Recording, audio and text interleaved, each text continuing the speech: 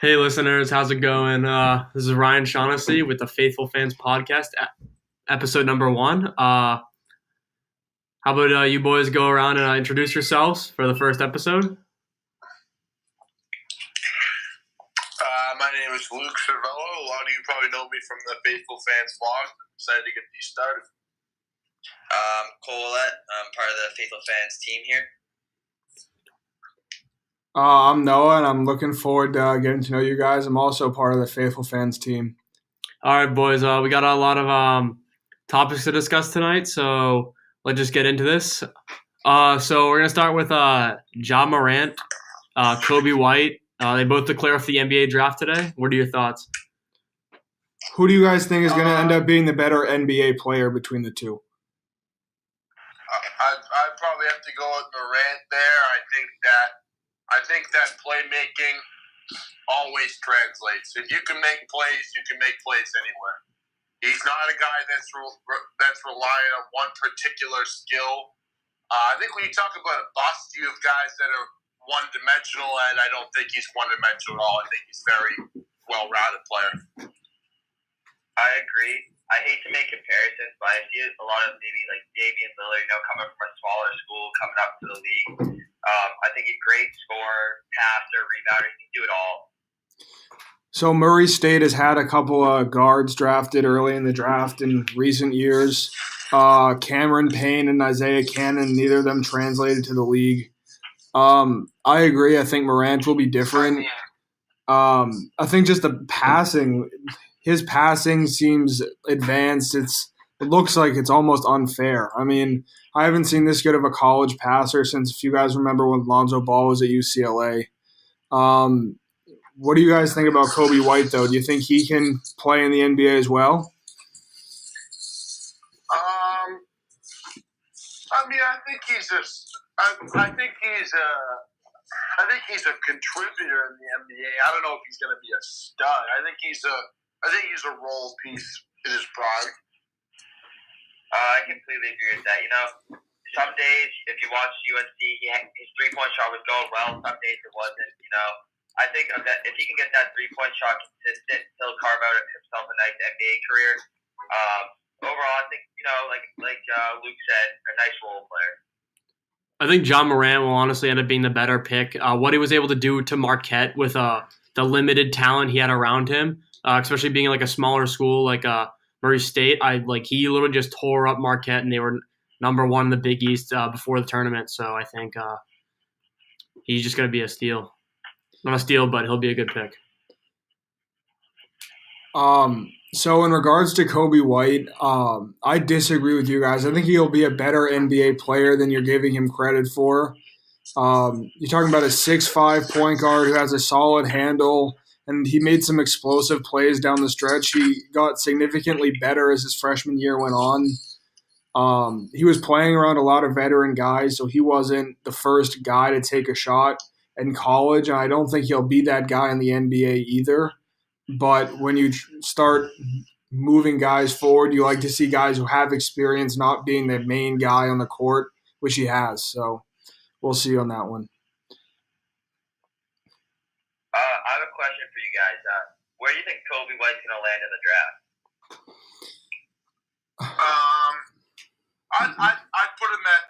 I'd put him at around 10. Around 10? I think an interesting fit for him. I don't know if he falls as far, but I think Charlotte in like the 10 to 12 range could be interesting, keeping him in North Carolina, depending on what Kemba Walker ends up doing, whether he decides to stay or leave Charlotte. I personally think that Kemba will stay loyal to that franchise. I could see that happening. I could see him testing the waters and seeing, and then deciding to come back eventually. I think I completely agree. He's from New York, so if Kyrie to the Knicks doesn't work out and the Knicks come to him with a big money offer, I could see him taking it. I don't foresee him going to the Knicks unless there's another superstar that goes with him. Otherwise, it's a very similar situation to what he has in Charlotte, except it's a bigger market. Yeah, with more expectations for sure. Speaking of places with more expectations, UCLA initially was targeting Kentucky coach John Calipari. They offered him less money than his Kentucky contract, so obviously he did not take it and ended up staying at Kentucky. And UCLA has now moved their focus to TCU head coach Jamie Dixon, along with Cincinnati head coach Mick Cronin. Do you think that UCLA has unrealistic expectations for what their program is, and do you think that makes the job less desirable? Yes. They're not this marquee program anymore. They haven't been forever. They're going off of what they once were. Nobody wants to coach there. It's just a nothing program now. It's just a meh program. Mick Cronin, they think they're going to pry Mick Cronin from the legacy he built in Cincinnati? No way. Dixon Legacy in Cincinnati? Legacy in Cincinnati. What? Legacy in Cincinnati. What? No tournament wins? One or two. No, I said pull him away from what he built at Cincinnati. I didn't say legacy. Yeah, he built a little shack. Stop. Okay, because here's my yeah. Go ahead. Talk about Jamie Dixon, then I'll talk about UCLA as a whole. I think there's a real chance that Jamie Dixon goes to UCLA. Sure, he has a large buyout at TCU, but I could see him going there. He's from the area, he has a house in the area. And I think UCLA, sure, it's a very historic program. And we would tend to forget, it's not like they get bad recruits in there. It's just the coaching, I think, is really what's held them back. When I look at UCLA, if you're we're all college kids. If you got a phone call from UCLA and said, "Hey, you can come play basketball here. We're in Los Angeles. We're in a nice part of Los Angeles. We have a storied program." There are not too many kids who would say no to that. The problem is they've made it an undesirable location because they have unrealistic expectations for what their program can be. Yeah, I agree. It's not UCLA is just it is still desirable in a sense to go out and play in LA, but I think that I do think the administration in the athletic department does think it's a little bit more of a desirable job than it is. Both things can be true. Is there any scenario in which Oregon State should finish above UCLA in the Pac-12 standings? Because that happened this year. No. Absolutely not. Unacceptable. Absolutely not. I can see Mick Cronin going there, though. He likes the spotlight. If you guys have followed any UC basketball, he's always in the spotlight, always doing this crazy stuff. His little stunts on TV in interviews. Especially with JP Makura. I think he likes the spotlight, and I think UC will give him that. Yeah, I mean, he's the backup plan to Dixon, so if Dixon decides he wants to stay at TCU, I could definitely see that. The only thing, like I said, I foresee stopping Dixon from UCLA is that buyout. He has a rather large buyout at TCU. Otherwise, I think he would go there. I mean, if a buyout is not a problem for any school, it'd be UCLA. Agreed. I just don't think a buyout's going to get in the way of them. If they want him, they'll get him. If he wants them and they want him, they'll get him. So on the topic of college coaches leaving locations, Buzz Williams left Virginia Tech for Texas A&M. He was born and raised in Texas, and he was an assistant coach at Texas A&M from 2004 to 2006. Do you guys believe that he left Do you think that he left enough at Virginia Tech to continue for that program to win without him? Or do you think that it was simply due to him and that they'll go right back to where they were before? First off, depends upon who they get. First off, I think it was Go ahead, Cole. First off, I think it was a dumb move for him to leave Virginia Tech. He's in a great conference. Sure, you can argue that competitiveness is why you leave, but he has an opportunity to play Duke, UNC every year. If you beat those teams, he can create a legacy and he can create a perennial powerhouse. And I think he start building up that program to be a formal ACC opponent. I just don't see why he would want to go to Texas A&M. I really don't see what there is there to work with. He built that program from nothing, and he had them go in the right trajectory. You just leave, kind of a soft move. I completely disagree with both of you. He grew up in Texas. I respect that, but I'm sorry. I just think that it was. I just don't understand why he would do that. It was a cool thing he had going there, and he just left. I completely disagree with both of you. There's much more turmoil in the SEC than in the ACC. In the ACC, every year North Carolina, Duke, Virginia are going to be at the top, and where Chris Mack has Louisville headed, they're going to be right there for a long time too. In the SEC, we name one school in the SEC that makes the NCAA tournament every year other than Kentucky. One. Really isn't. Auburn's starting to become that. No, but Cole, like 4 years ago they sucked. Anyway, but Noah, the bottom line is, agreed. I just think it's confusing to leave a program when you turn them into a good. How formidable they were. I mean, it's not the worst thing to play good teams in the regular season. It builds you better for the term. It does, but another factor is it's easier to recruit to Texas A&M than to Blacksburg, Virginia. Texas A&M has so many more resources. Yeah, but no, if they keep winning in VT, then people will want to play there.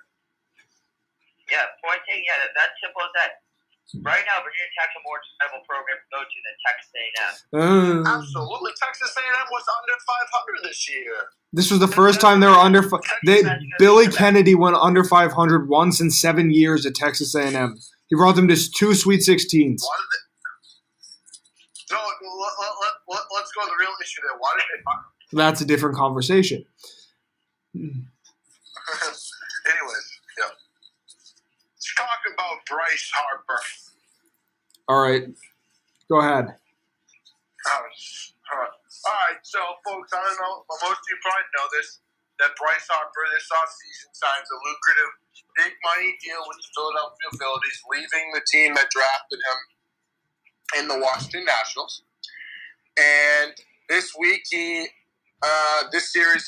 made his return there, and he was heavily booed by immature, in my opinion, fans in D.C. He never did anything wrong to that city. He played hard for the most part.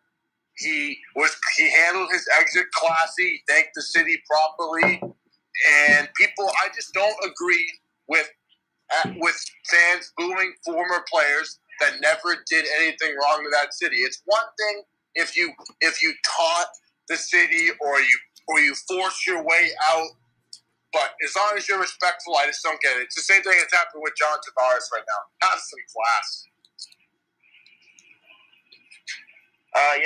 So far with the Phillies, he's been on his tear. But, I think as we're all avid sports fans, if one of your favorite players left your team, I think you would be a little upset. And I think it's understandable. Yeah. I think maybe it's gone to a point that's a little excessive. But, you got to understand from the fans' perspective. Yeah, but Cole, I'd be upset, but there's a difference between being upset and being angry. I wouldn't be angry and just be upset. It's easier. That's easier said than done. I know, but for example, when I can't think of an example. When Trey Flowers left the Patriots, I'm not mad at him. That's completely different. Why? Bryce Harper was the face of that franchise. When he arrived, they went from being a perennial losing franchise to a World Series contender year after year. Then the second he leaves, he goes to A, division foe, and B, he makes them no longer a World Series contender. The fact that they didn't capitalize on the fact that they had all those guys is a different conversation. Flowers was the face of the Patriots defense that won 2 Super Bowls in over a couple of years. Are you serious? That is ridiculous. That is a ridiculous statement. It was the face of their defense when their offense had the best quarterback in history and a top 3 tight end in history. If you walk up, face of their defense, not their team, their defense. okay, so a face of your team is much more valuable than the face of your defense. Not their team. What? The face of your franchise is much more valuable than the face of your defense. All right. Anyways, And he wasn't even the face of the defense either, but that's a different conversation. Just get back on topic, boys. So as we're on the topic of telling me. what? No, go ahead. So as we're on the topic of Bryce Harper and the Phillies, they've been off to a tremendous start. Do you guys really buy them as a World Series contender? I'm not even convinced they're going to win the NL East. I picked on paper, they're a favorite. And I picked them the season to judge based on performance. I picked them preseason to win the NL East. They got to get a pitcher. But honestly, I think the Braves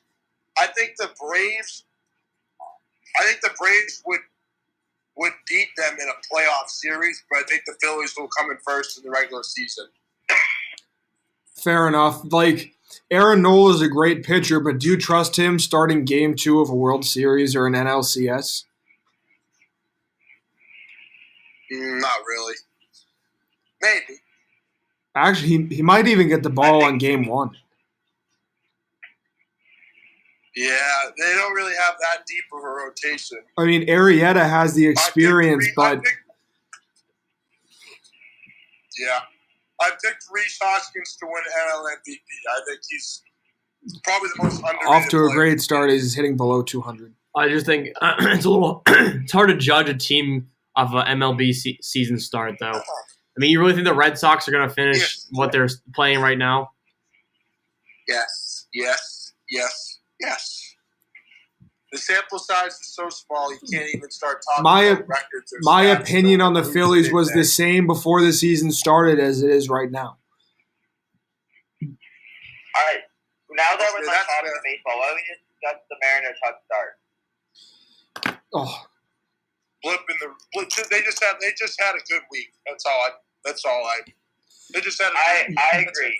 The Mariners are like the start of the season. Go ahead.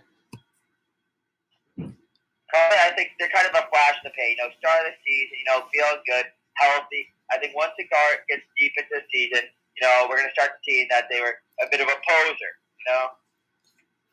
The Mariners, I feel like the Mariners are the team that always goes into the trade deadline, not sure if they really want to sell, not sure if they really want to buy, hovering the 5 games above or below 500 mark. Then they end up giving up a top prospect and still missing the playoffs. They have the longest playoff drought in all of North American professional sports, by the way, going on 18 years this year. They never suck enough to get a great pick, but they're never good enough to make the playoffs. Yeah, sort of like the Charlotte Hornets. They love winning like 82 games or 78 games. So, I mean, they've had Marco, rotation. The rotation? Oh, absolutely. They don't have a playoff rotation. They just don't. And Domingo Santana is not going to give you 330 and 3 home runs and 11 RBI every 8 games. That guy eats it up. So I think they'll definitely come back down to earth. But the AL West, there's a lot of wins on the docket against the Angels and the Rangers. I don't know what to make of Oakland. They're a coin flip every year. Astros will be winning that division. Oh, absolutely. I would make a case that the Astros have the best lineup in baseball. The Astros are the only playoff team in that division to me. Yeah, I agree. The wild card, to me, the AL East will have 3 playoff teams. Making a shot. You have the Yankees, the Red Sox.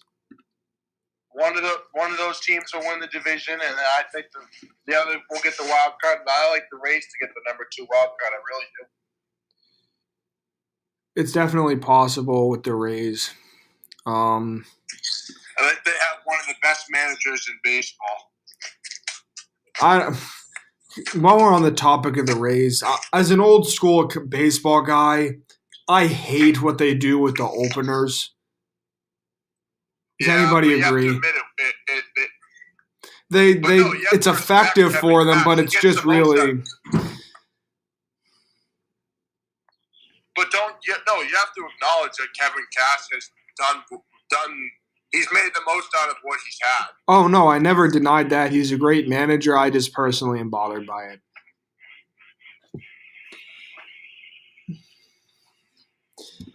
Yeah, that's fair. That's fair. All right, let's move on let's move on to the ice as the NHL season is winding down. We have an interesting playoff race for the wild cards in the Eastern Conference between Carolina, Columbus, and Montreal. One of those three teams is not going to make the playoffs. Who do you expect it to be? Do you mind if I start this? Go ahead, Cole. Yeah, go ahead.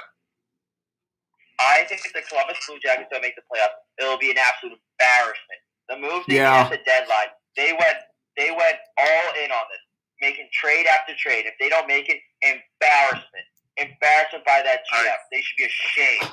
I 100% agree. I said the same exact thing earlier today. To me, Carolina is going to choke out. Oh, I do. I really think Carolina's going to. I think Carolina will lose their last two games. We have three different answers here. Agreed. I think it's Montreal. You think Carolina is going to lose to New Jersey and Philadelphia? I do. I think they're a team, Noah, that always chokes, Noah. Always. They beat Toronto 4-1 on the road last night. I'm declaring right now that Carolina will lose their last two games. Hot take, but honestly, with the Hurricanes, it's a hot take. I think the Blue Jackets get in. They can make a run. Bobrovsky wants to put some value to his name before he leaves in the free agency. He's been on tear. He had 4 shutouts this month, I think, or in March. He was first star of the week for NHL. I just think that if the Blue Jackets get in, don't be surprised. Don't be surprised if they don't lose in the first round like they usually do. I think all of you are wrong. I think all of you are wrong. The answer is the Canadiens. They have to play at the Capitals, and then they come back home on 2 days rest to play the Maple Leafs at home. But Noah, that's a winning franchise with winning pedigree. No, they haven't won a Stanley Cup in 20 years.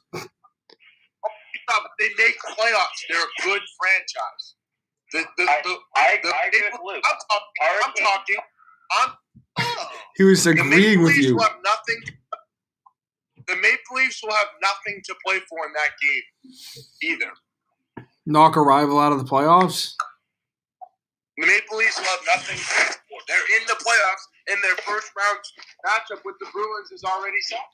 I just said what they have to play for. Knock a rival out of the playoffs. They're not going to care about that. They're going to be resting guys, Noah. The Hurricanes' problem is they're too young. I think they're too young. Their little celebrations they do. I think they're going to choke. Sick. They're gonna think they're lost in the playoffs. They're gonna be overconfident. I think those games are gonna sneak up on them. Especially coming off a road win over Toronto. Yes, Cole. Yes. The Carolina Hurricanes will not win another game this season. No, they won't. They're done. They'll be watching those stupid celebrations that they do.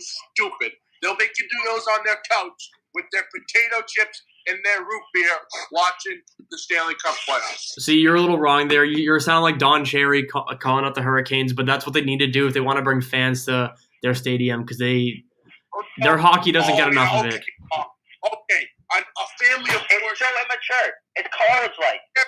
To the game so they can see the post-game celebration. Okay, Don. I think it just adds excitement to a team that can't really sell tickets. You're gonna if you're a Carolina resident, you're gonna wake up in the morning and say to yourself, "Oh, let's go to the Hurricanes game so maybe they'll win, and I can go and I can see a goofy celebration for 3 minutes after the game. It might put it on their radar. Dumbest things It might put it on their radar. They draw in viewers. Yeah, on TV. Would we be talking about them right now? Would anybody have been talking about them 2 months ago if this wasn't happening? And Servi, about what I your thought. Hurricanes take, Sure. the 2 teams they play have nothing to play for either, and the Hurricanes have everything to play for. So I don't know why you think they're going to lose to the Devils and the Flyers. And the Devils at home. Because they, Like, what? What? they like a choke job. They like a choke job. They haven't been in a position to choke in a decade. For the Canadians making the playoffs. They haven't made the playoffs since 2009. Proven playoff experience. Proven Yes. playoff experience. Nobody on that team. There are not many holdovers on that team from when the Canadians were making perennial playoff runs. Look Except at who for they're- Carey Price. Look who their leading scorers are. Max Domi was a sophomore in high school.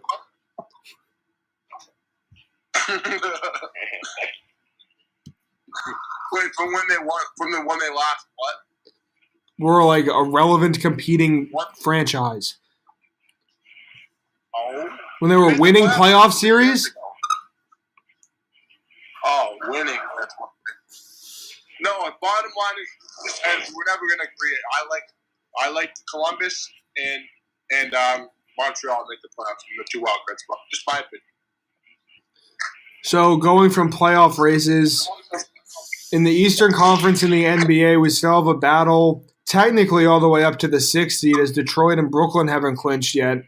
Between Orlando and Miami, likely for the 8th spot. Who's the odd man out? Well, Orlando. I like Orlando to get the 8th seed. I think they're a hotter team. Well, honestly, I think with the Deacon Wade, you can go, Luke. I mean, I honestly want the Heat to get in because I think it'd be cool to get Wade a last dance. Such a great first ballot Hall of Famer right here in Springfield. But I think the Magic are the better team the second half of the season. I think they have Magic have played like a legit team the second half of the year. Start off to a slow start, and they have probably, in my opinion, the most underrated player, the guy that's had the most underrated season on their team, in Nicholas Vucevic. It's been a literal bucket. You guys been seeing his stats? He gets like 25 and 10 and nothing. Yeah. Tonight he had 29 and 13. Well, I mean, against the Knicks, but yeah. Well, yeah. So if you're taking scheduling into account here, Orlando has 3 games left. Home against Atlanta, at Boston, and at Charlotte. Miami has at Minnesota, at Toronto, home against Philadelphia, and at Brooklyn. That's a tough sending schedule. There's nothing easy about that schedule for the Heat. Nothing easy about it. Well, I think with Toronto, at this point, the chance of them getting the number 1 seed is very slim. So I think they're going to rest there. Sixers, as far as I can see, the Sixers are pretty much a lock at the 3. Unless they lose their final game, the Celtics win every game for the rest of the season. Or But Indiana. those 2 teams don't have much to play for. Isn't it? I don't foresee those teams having much to play for. So I think those Heat are going to rally. Dwayne Wade's last dance, and I think they're going to really come together and get that 8th seed. It's possible they both get in because Brooklyn hasn't clinched yet either. And Brooklyn still has to play on the road against Milwaukee, at Indiana, and home against Miami. Yeah, it could come down to that Miami-Brooklyn game, the final game right there for the 8th seed possibly. Could you imagine what the year they've had if they missed the playoffs? Who? Yeah, Brooklyn. The progression Brooklyn? Russell's made. Yeah. Yeah. That would be bad. That would be tough to see. I feel for them, honestly. But no, they've come back to what they've been lately. They have not had a good 2 weeks. 3-7 in their last 10. There you go. They come right back down to earth. People were really hyping them up. They were getting national headlines. And no, you are what you are. You are what you are. Mediocre teams might go through bad stretches and good stretches, but in the end, you are what you are. They're a mediocre, bad team. That's all they are. I mean, looking at their schedule and box scores, they've beaten the teams they were supposed to beat and lost to the teams they were supposed to lose to in the last month and a half. Yeah. Would you really say they're supposed to – they have a back-to-back at Milwaukee, at Indiana, and then they come back and play home against Miami 3 days later? They could actually lose out. Yeah, they could.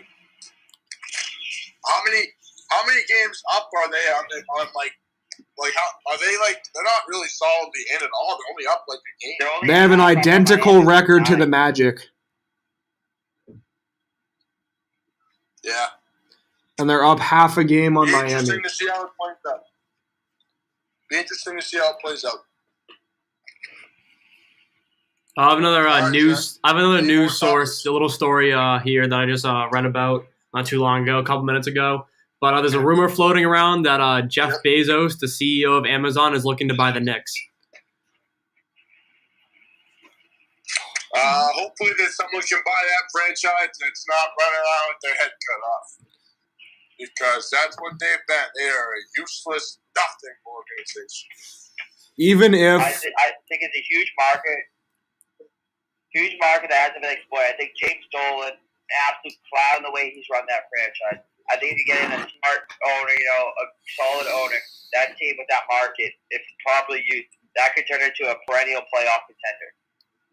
If the Knicks sign Kyrie Irving and Kevin Durant and they win the lottery and get Zion Williamson, if Jeff Bezos buys a team, that's still the best thing that happens to that franchise this summer. This rumor was coming from Charles Oakley, too, so I don't know what you want to do with that. But I mean, isn't he the guy that bought after Clyde? You go, bro. I think the most important thing to note here is, would Dolan be willing to sell the Knicks? I think it's too egotistical, too. I think it's too egotistical. I would agree. I mean, Jeff Bezos has all the money in the world, though, so I don't know what he'll do. Jeff Bezos could buy James Dolan.